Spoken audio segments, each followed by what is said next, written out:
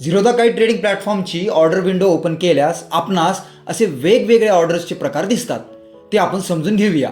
सुरुवात करूया इंट्राडे व लॉंग टर्म पासून. इंट्राडे म्हणजे MIS margin intraday square of होय. या ऑर्डरद्वारे ट्रेडिंग केल्यास आपली पोझिशन मार्केट क्लोज होण्यापूर्वी आपोआप स्क्वेअर ऑफ म्हणजे क्लिअर होईल. लॉंग टर्म म्हणजे CNC कॅश अँड कॅरी होय. या ऑर्डरद्वारे ट्रेडिंग केल्यास पोझिशन दुसऱ्या दिवशी कॅरी होईल. म्हणजे एखादी पोझिशन जर आपण क्लिअर केली नाही तर मार्केट क्लोज होताना ती ओपनच राहील व दुसऱ्या दिवशी कॅरी होईल. जोपर्यंत आपण ती क्लिअर करीत नाही तोपर्यंत ती ओपनच राहील, आपोआप स्क्वेअर ऑफ होणार नाही. क्वांटिटी येथे बाय सेल करणाऱ्यांची संख्या 1च्या पटीत कितीही.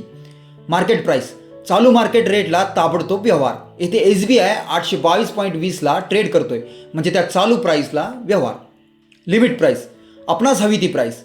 SBI 822.20ला जरी ट्रेड करीत असला तरी मला तो त्याखाली किंवा 820ला आल्यावरच बाय करायचा आहे. म्हणूनच 820 मला हवी ती price, limit price. SL stop loss by केल्यानंतर जर SBI अचानक कोसळू लागला तर ठराविकच लॉस व्हावा म्हणून 815 हा माझा स्टॉप लॉस ट्रिगर. 815ला आल्यावर 815लाच पोझिशन स्क्वेअर ऑफ व्हावी.